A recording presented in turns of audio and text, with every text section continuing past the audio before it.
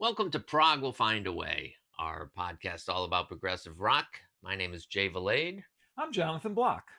Today we're going to continue our discussion about Jethro Tull. Our last episode, we left off with A greatest hits I could not remember the name from. We were in the Too Old to Rock and Roll, Too Young to Die album. yes, And which was 1976. right. And I was mistaken because I was like the title track was on NU. It was not. It was on Jethro Tull Best of Volume 2, which was called Repeat and comes out later, so we won't talk about that.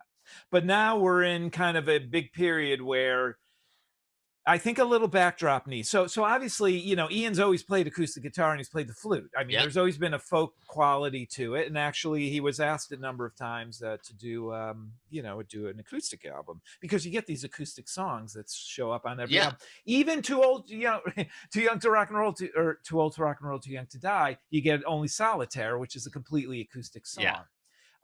But also in this time, so he's starting to get more into, he moves to the country. Okay, he's getting into folk music, so he produces. Does he have the salmon farm yet? No salmon farm as far as I know, but somehow he's getting into folk music, and I don't know the exact connection here, but he ends up producing a Steel Eye Span album around this time. So he's starting to get immersed in the folk world, and that's definitely having an impact in the country because 76 is Too Old to Rock and Roll, Too Young to Die. And the next thing you know, in fall, I think it was fall 77, we get Songs from the Wood. Which is one of my favorites of theirs. What a great album. I completely agree. I would probably put that at number 2 for me after Thick as a Brick. But it's kind of funny because I think that, and we've talked about this before, that the punk thing is happening in England at the time, right? Yep. It's beginning. Yep. And then what's happening in all these prog bands, they all have this sort of renaissance in 1977. Yep. And Tull reinvents themselves, not reinvents, but they take a new tact and they do this kind of more folky version of themselves. Right. And we were saying the same thing, like Yes came out with Going for the One, and the LP came out with Works. And there was this kind of zone of time that they were turning a blind eye to the punk kind of stuff, it seems. Or they were just doing their own thing and they were oblivious to what was happening in the music scene. Tull comes out with Songs from the Wood and the following 2 albums, which are all under the same umbrella as far as I'm concerned. Right. I think that they get different as they go along, right? Because Heavy Horses is a little more, it's a little wider and bigger. And then, Stormwatch is a cold album. It's meant to be. It is. But Songs from the Wood. Songs from the Wood, I've always liked it, so particularly the title track. Right. And before Songs from the Wood, there is an EP. So again, material out the wazoo. I believe the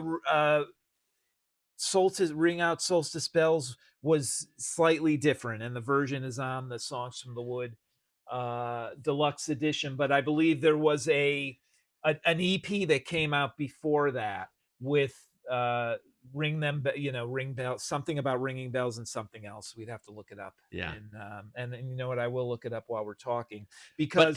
But when did you? So did you hear that album at the time, or was it after? No, it was totally after. This is what I was saying at the end of the last episode. I was like MU. Okay. And then I would hear the songs on the radio. So I knew The Whistler somehow, and I knew Songs from the Wood, and that was it. Wow. And but then I listened to this album, and even though I don't hone in on any particular song, I just like the feel of the album. The album can just play, and I just like the album. Yeah. You know what I mean? I'm not sitting there with the lyrics and going over it. It's an enjoyable album for me. So I think it's important to note that actually December of 76, so same year that Too Old to Rock and Roll is when the Ring Out Solstice Bells EP comes out. So you get Ring Out Solstice Bells, March the Mad Scientist, which didn't show up until later as a bonus track, Christmas Song, which we knew from Living in the Past, another single, and Pan Dance.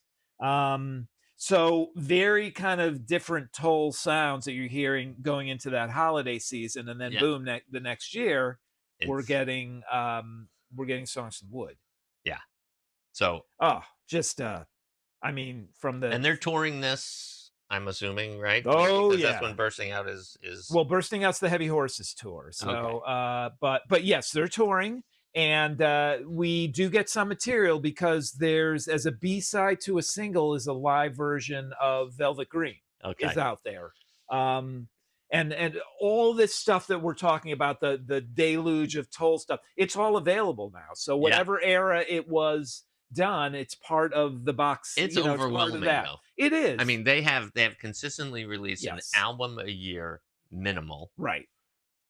from 1968 forward, right? Yes, So minimal. And we're not done yet. we are And now we're in not done. 78 and we're Right. getting these albums and Right. now we're getting these super deluxe versions of them with all these extra tracks on them.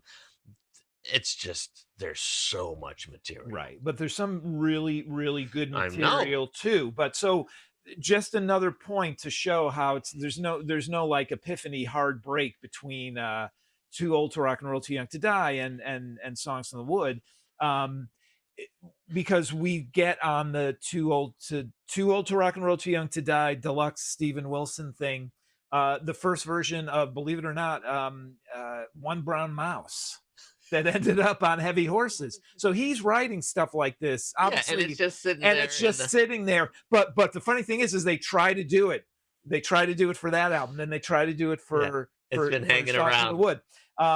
And then finally, so we finally get to we get to Heavy Horses. Well, it's kind of funny because when it's interesting in not revisionist history, but in history, you look back and people are like, oh, it's just an old song they redid. And you're like, it was a song from a year before. Right. It's not an old song. It just didn't fit in with the songs they were doing. Right. He was doing like they were pulling the scraps around. Right. They were just, you know what I mean? It's not like they mined the song from 25 years ago. They found an old cassette. They're still working on these things, but people think historically they're like, oh, that was an old song from like 2 years before. 2 years before is like nothing. Well, and in relation to the amount of material, it's like, oh, that's not going to work. Okay, we'll just discard it to the side for now. Yeah, and but see where it fits in later. Songs from the Wood, amazing album. I love every single freaking song on that. And then we get into Heavy Horses, which is a little different, right? It's kind of a little more layered, yet there's some more rockier, harder parts on it too. I like this album. I think it starts out really strong. Yeah, I like that first song. Police, I like that. No Lullaby is great. And No Lullaby is great. But the song that I knew from this album was whatever the single was, which was Living in These Hard Times. Right. Well, that wasn't on the album proper. Oh, it wasn't. That was not. See? That's where I'm in. Right. That was like right. So this is what I talked about in the last episode that I can't. Believe it or not, I think the single was Moths. It was something like there weren't a lot of the songs were long. They did an edit of Heavy Horses. So I want to talk. When did Living in Hard Times? Was that just a single on its own that just kind of came out? I remember hearing it on the radio as well. So it may have been a B-side. I'll look it up while we're talking because I actually just want to talk about, one song on this. I want to talk about One Brown Mouse. Okay. The only reason being is that it's about a freaking mouse, okay? It's about somebody sitting and there's a mouse in a cage next to him. So whatever. Musically, it's a really, really good and interesting tune. I just want to point out to people that if you have not listened to whatever the Steven Wilson thing is, what year is that? 2000. It's not that one. I think this is a remaster. Whatever the deluxe edition that was mixed by Steven Wilson, it is on streaming. It doesn't have all the bonus stuff. That's not my point. My point is his remix. Yeah. I happen to think so. You don't want to listen to the 2003 remaster. You want to find his. It may be that. I don't think, but he wasn't doing things that early. Anyways, I think he did a fantastic job with that album, remixing it, and Steven particularly Wilson One Brown Mouse the drums were always too soft, and he put the drums right in the forefront, and it makes it a different song. So that's my way of saying, if you like that song before, you're going to love it. If that song always annoyed the heck out of you, you should like it now if you like Toll, because it has a power it never had. But I think he did a great job on this album. So what I was doing when I went back to listen to this stuff was just going to the original, because I didn't know, as we have discussed, all the new versions. I don't know where the original album started and stopped. Okay, well, I know where it started. I just didn't know where it stopped. It's But Stephen Weathercock. Wilson mix, we have like 20 songs. Right. Okay. Well, it stops at Weathercock's the last song on the proper album, the original album. So stop there. And then Living in These Hard Times was a single or a B-side. I haven't looked it up yet. Fair so enough. I know people are screaming at the screen like, "Was this? Was it? You freaking! You think you guys are talking about Tull? You don't know what the hell you're talking about." Yes. Go. Well, watch that's why else. we do this, because we are. Go watch Ian Anderson's podcast. He doesn't have one. We're doing a overall look at this. This is not the definitive. But this is another. I mean, we talk about Stephen Wilson, his remixes a lot, but this was like one of his first kind of career defined as a remix, as a engineered dude. This Tull albums, because he started. They sound so good. He's done such a great job. And they come in those little books, like the Marillion ones, right? Yeah. Not only that, they then because they released some early that weren't fitting in, they re-released them in the correct side. And he would go back and redo stuff. Of course he did. So, yeah. And anyways, they're all good, but there's something about Heavy Horses, which I always liked as an album, but always you could, even in that era, you knew Prog's dying. I mean, I remember when the album came out and I'm like, Ian, everything sounds different. Everything's got this sheen to it, even like Going for the One, that modern sound. And I was like, Prog's dying, I could tell. Yeah, well, and ELP at that time, who were my favorite band, is just going nowhere, right? Works comes out, and I'm like, okay, some of that's good. Then Works 2 comes out, and I'm like, what? And they just, everything starts to peter out as the 70s are ending. I think at the time as well, with Songs from the Wood, Heavy Horses, and Stormwatch, it sort of felt a little more of the same, not as refreshing and something new. Well, maybe. I guess you could take that view. For me. Yeah. I mean, there is a sameness to the stuff. Not like same, but it's just like, oh, what's the single? And if I don't like the single, then I don't know. But like, if you don't like Songs from the Wood, you're not going to like Heavy Horses and Stormwatch, right? And if you don't like Stormwatch is a little rockier, different. Also, don't forget. So we need to mention here, Bursting Out comes out. Yeah. And they tour and they're doing great. What happens? So the bass player, John Glasscock, has a heart issue and he's getting sicker and sicker, and they're recording Stormwatch, and I think he's only on 3 songs. Okay. And then he passes away. And so they change more. And then, so Dave Pegg comes in from Fairport Convention, who obviously Ian knew at the time. Amazing bass player. Right. John Glasscock was amazing too. I mean, you listen to his stuff on, he's unbelievable. I mean, they're all very good players. They're all very good players. Who's been in touch, right? And Dave Pegg's good at different. But then we get Stormwatch. Dave, I don't think he's on any of those songs, but he's on this tour. Okay. He's on this tour, and they toured, and it's got a big backdrop. I saw that tour. You know who opened up for him? UK. Yes. Oh, was it? Yes. Give that man. I knew that. No, I knew that. You know why I knew that? Because of the next album. That's what So no, you should have taken the win, man. I was impressed. So it's but it's the trio version of UK. It's the Wetton, Jobson, Terry Bozzio version. Yeah. Still, at that time, I'm seeing John Wetton. I mean, I was in Crimson, and you could not see Crimson, and all of a sudden I'm seeing John Wetton. So I was like, oh, so I loved UK. Tull was good too, and they had Dave Pegg, which was good, but they're getting, Ian's voice is changing. Like, he's getting more mature and the sounds are changing. And then after Stormwatch, so we're just, Prog is dying quick. And so, but then Ian's like, I'm going to do a solo album. Okay. Right. He famously, unceremoniously dumps the band. Right. And then he starts doing a solo album, but Dave's new, so I'll take Dave, and Martin's Martin, so he's got Martin, and then he gets it, and then it's like Eddie Jobson's great, maybe he'll do this, and then they start doing the A album, which is A for Anderson, and it quickly becomes a Tull album. That's kind of the story there, and people are pissed. Tull fans are pissed. The old band members are kind of like, so I guess we're not in the band anymore, kind of thing. It was like it was.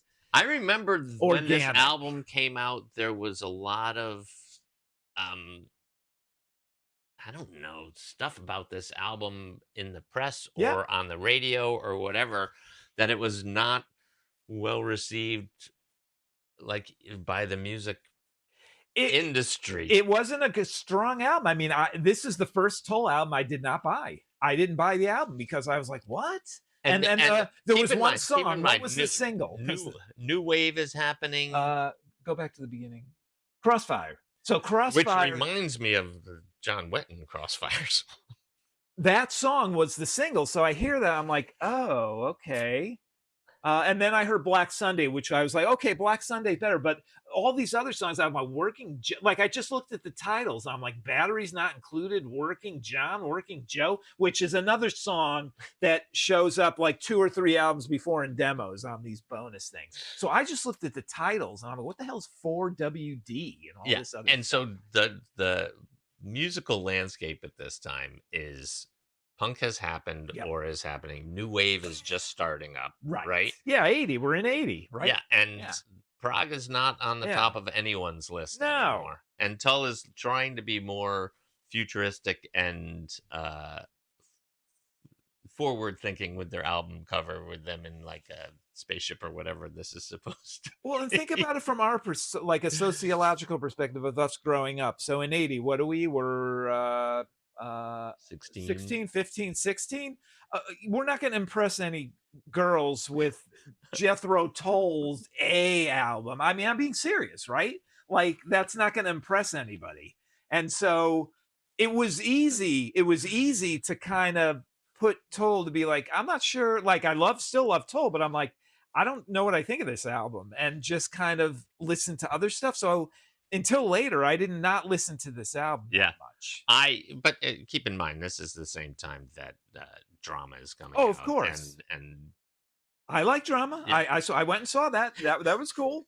At least I felt that they there was a continuation there. At least, believe it or not, like I felt better about Drama than I felt about A. Oh Because yeah, to me, it felt there was energy there. well, in yes, and the Drama. song. I mean, and even if you like, you just have to get over that John Anderson's not there. You can't criticize. I still music. haven't, but you know.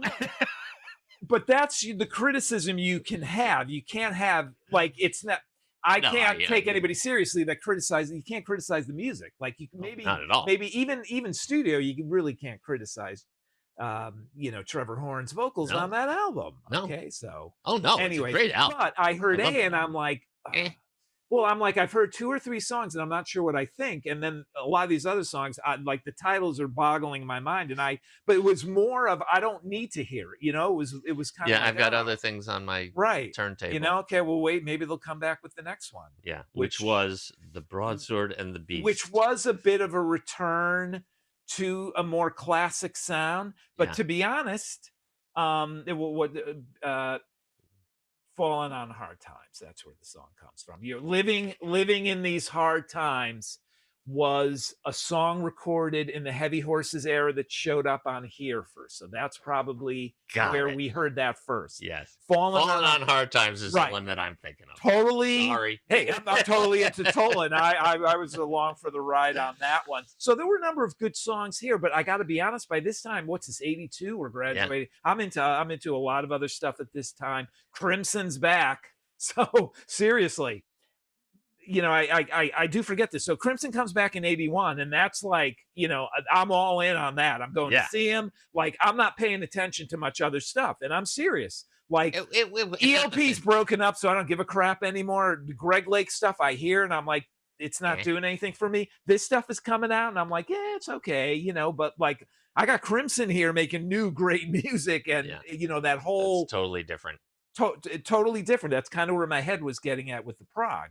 Yeah, and I was into more, the new wave electronic. Right, and I was into some of that stuff too. I mean, I texted you because so a little aside, but we always talk about. I love Steven Wilson remixes and the Atmos stuff. So if you didn't know, he remixed some Spandau Ballet stuff into Atmos. That sounds amazing. I actually like them, the first 2 albums, and they put out a box set that's just the first 2 albums and live shows and demos and all the stuff. Check it out. There's So I think it's 8. I listen to the Rock on Tours all the Okay. time, All right. but I still have not gone back and listened to the Spandau stuff. Just the first 2 albums. Yeah. So, Journeys to Glory and Diamond. Diamond's the one. I would start with Diamond because you'll know why. We've talked about this before. So, anyways, back to Tull. So I'm losing interest at this time. They're still touring.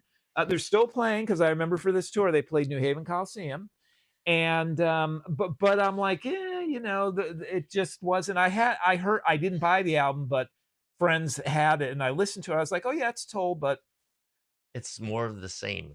It's exactly kind of the way I was feeling. Exactly. I'm like, oh, it's a cool like Lord of the Rings album cover sort of thing, the fantasy album cover, but it's not. It's a little not in the zeitgeist. Whereas they tried with A and sort of failed. They said, all right, we're going back to that, but I don't think it was. So then they try again with Under Wraps. So, but with Broadsword, the other thing is that we discover on this box is that there's like 100 songs he wrote for this era that he doesn't use. We got like 10 of them on here, and then so the amount of bonus stuff, it's like song after song, and they're good songs. It's just there's no outlet. So yeah, so it's that we get the Ian Anderson solo album first. So Peter Vitesse is the keyboard player. Walk Into Light. Walk Into Light. Walk Into the Light. I think it's Walk Into Light. Is it Walk Into the Light? I don't know. Whatever. It's Walk and Light are in the title. Interesting album. So I'm kind of into. So the other thing is I'm getting into this electronic stuff at this time. So I actually thought that was cool. I thought that album was cool, and I thought Under Wraps was great. I was like, oh wow, this is very cool. Didn't bother me at all. It didn't have the drummer and some of the songs on there. But another thing, right? It's the album comes out. Well, there's like 6 or 7 other songs, and then the cassette comes out and it's got all these bonus songs. First time that the bonus songs are like, yeah, you didn't really need those. But Under Wraps is a good song. European Legacy, I love that song. And I love, it's a stupid song, something about a car. Where is it? Nobody's Car. I love that song. It's so, and they tour. They tour with a real drummer. I think I saw that tour. But this is the famous tour. So this is the tour where he blows his voice out. Oh. So he's singing every night, and one night he blows his voice out, and it essentially has never recovered since then. And that's when he starts. That's when the complaints about his voice start. Got it. So that's the hallmark of that. We've heard for years, I've even mentioned it on the channel, that they keep talking about that the box set that comes out with that. And I don't know if Steven Wilson's doing that one or not. I think he had said Broadswords where he gets off. They're supposedly going to do, or they did a version without the electronic drums. It's like, what's the point?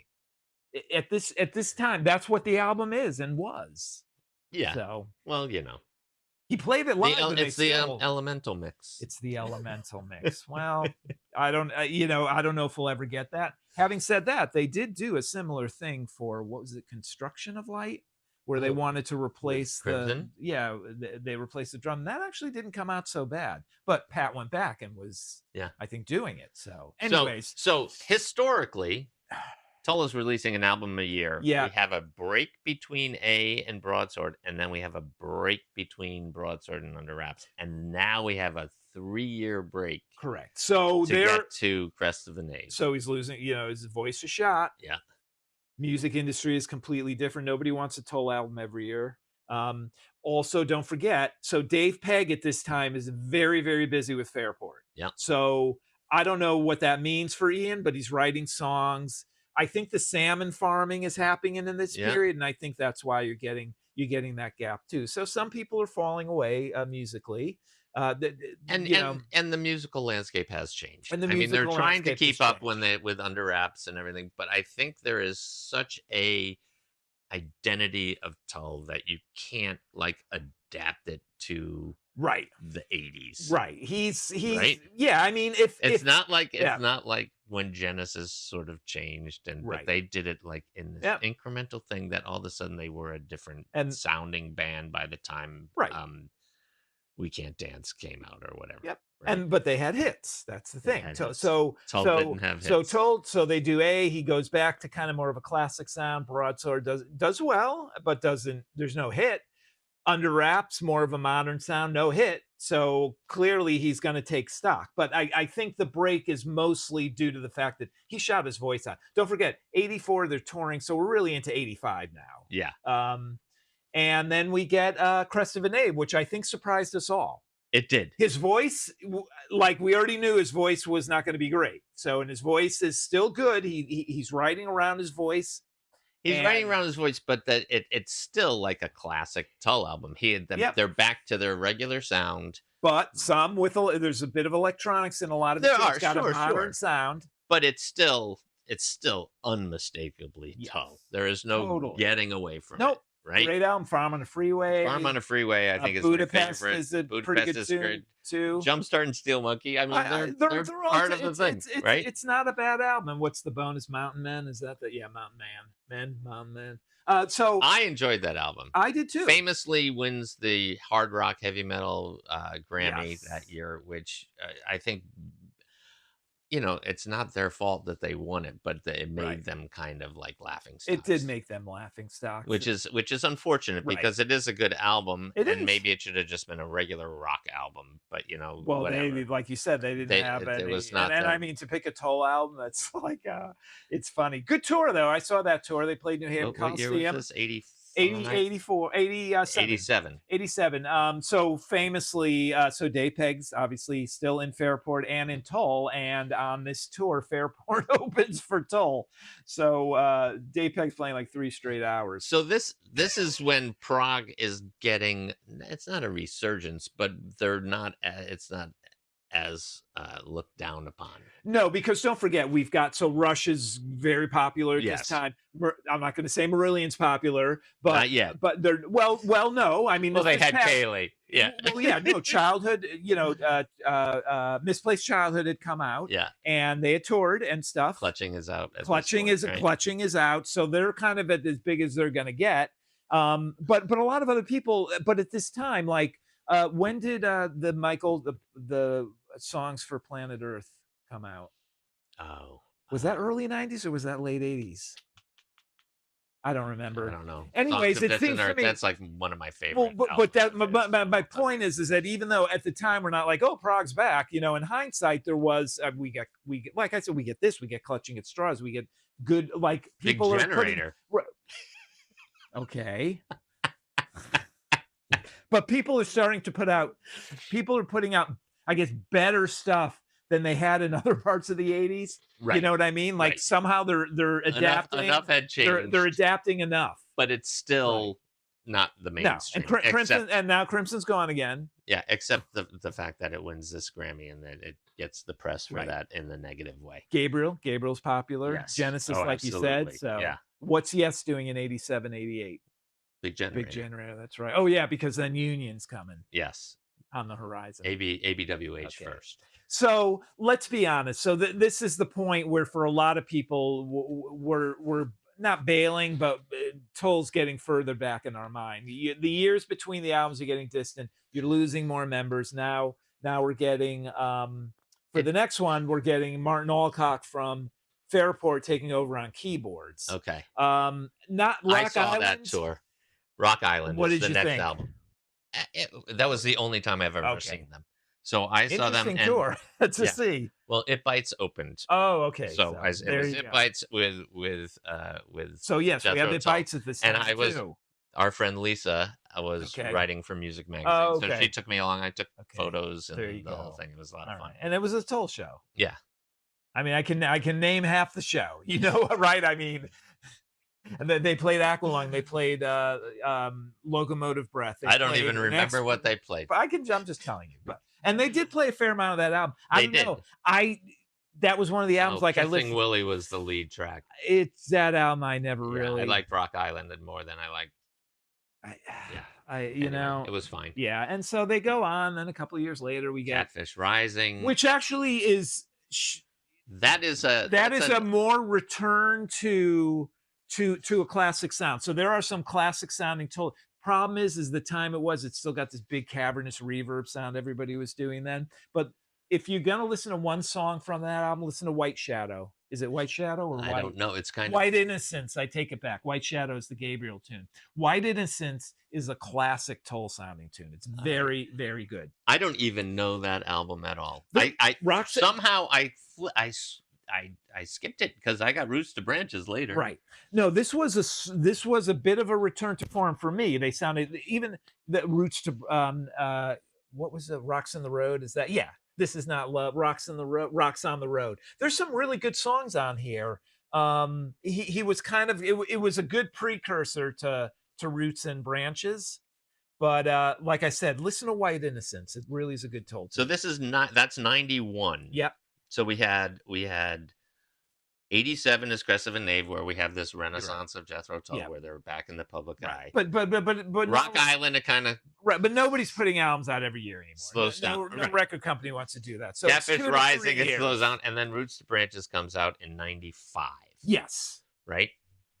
A very, very good Toll. Probably the last good Toll album. I mean, I'll say that because Martin's gone after this. So right, and so I enjoyed that album, but I can't even. I can't even tell you which songs I like because I didn't get this far in my re-listening of the Tull catalog. Okay, yeah, I remember the album when it came out, and I remember being surprised. And then after that comes jtull.com, which probably came out right at the same time as Marillion.com came out, which is kind of funny that they were both having their digital moment. And then we get into the more modern stuff, which I have to say I have not really listened to them at all in their new stuff. Yeah, I mean, since I do streaming, I have, but it's not told to me anymore. It doesn't resonate with me. And to be honest, I know Ian's got some good. If you look at the whole canon now, you might as well throw Ian's solo albums in there because he's essentially made his solo career into Toll. But the Secret Language of Birds, he had a couple of albums in there that are pretty good. But I lost interest. It doesn't resonate with me anymore, and it's not really Toll. As far as I'm fair. Concerned. So, but as the full, I mean, and we're talking about 50 plus years, right? Oh my gosh. I mean, that, and this goes back to what I was saying, was it the last episode where, like, I appreciate this now, like 3 album run. I mean, my God, it's amazing. The fact that some of these guys had 6, 7, 8, 9, 10. Right. I'm like, you know what? It doesn't bother me that.